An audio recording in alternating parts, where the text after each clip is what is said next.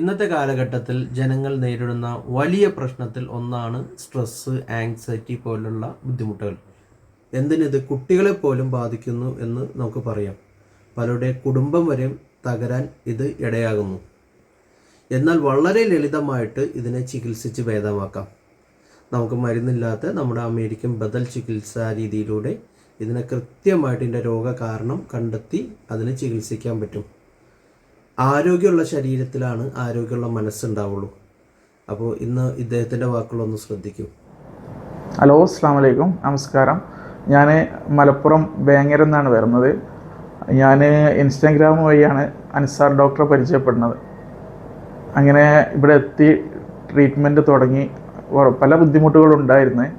Anxiety, അതുപോലെ തന്നെ body pain, മൊത്തത്തിൽ നല്ല പെയിനും കാര്യമെല്ലാം ഉണ്ട്. എല്ലാ അസുഖം ഡോക്ടർ കണ്ടുപിടിച്ച് ഒരാഴ്ചക്കുള്ളിൽ തന്നെ എല്ലാം ക്ലിയർ ആക്കിയിട്ട് 100% ഓക്കെ ആയിട്ടാണ് ഞാൻ ഇവിടുന്ന് പോകുന്നത്.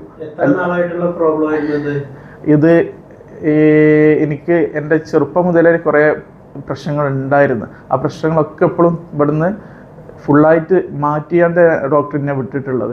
കാരണം ഞാൻ ചോദിക്കും ഇടയ്ക്കിടയ്ക്ക്, ഡോക്ടറെ പോട്ടെ എന്ന് ചോദിക്കുമ്പോൾ എൻ്റെ അസുഖം 100% ഓക്കെ ആയിട്ട് ഞാൻ വിടുള്ളൂ എന്ന് പറഞ്ഞു. അതുവരെ എനിക്കൊരാഴ്ച പിടിച്ചിട്ടുള്ളൂ. ഒരാഴ്ച കൊണ്ട് ഞാൻ ഫുള്ള് ക്ലിയറായി. ഡോക്ടറെ നല്ല സപ്പോർട്ടും കാര്യവും എല്ലാ ട്രീറ്റ്മെൻറ്റും ഇവിടുത്തെ ക്ലിനിക്കും എല്ലാവരും സ്റ്റാഫും എല്ലാവരും നല്ല സപ്പോർട്ട് ചെയ്തിട്ടുണ്ട്. ഏതായാലും എല്ലാ അസുഖങ്ങളോ കാര്യങ്ങളോ ഉണ്ടെങ്കിൽ എൻ്റെ നമ്പറും ഇതിൽ കൊടുക്കുന്നുണ്ട്, ഡോക്ടറുടെ നമ്പറും കൊടുക്കുന്നുണ്ട്. ആർക്കെങ്കിലും കോൺടാക്റ്റ് ചെയ്യുക.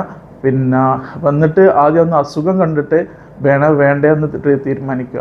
പിന്നെ ഏത് കാര്യം നമ്മൾ ഒരാൾ പറഞ്ഞ ഇതിന് വേണ്ടിയിട്ടല്ല, നമ്മളത് സ്വയം നമുക്ക് മാറണം എന്നുള്ളതെങ്കിൽ നമ്മൾ വന്നിട്ട് അത് പിന്നെ അതിൻ്റെ ഇതൊക്കെ അറിഞ്ഞിട്ട് ചികിത്സിക്കുക. അപ്പോൾ ഏതായാലും എനിക്ക് ആൻസൈറ്റിൻ്റെ നല്ല ബുദ്ധിമുട്ടുണ്ടായിരുന്നു. തിങ്കിങ്ങിൻ്റെ പ്രോബ്ലം, അതേമാതിരി തന്നെ വിറയൽ എല്ലാം ഉണ്ടായിരുന്നു. നല്ല പ്രശ്നം ഉണ്ടായിരുന്നു. ഏതായാലും അൽഹംദുലില്ലാ ഇപ്പം എല്ലാം മാറി, നല്ല റാഹത്താണ്. പിന്നെ വളരെ കനമായി നിൽക്കലുണ്ടായിരുന്നു.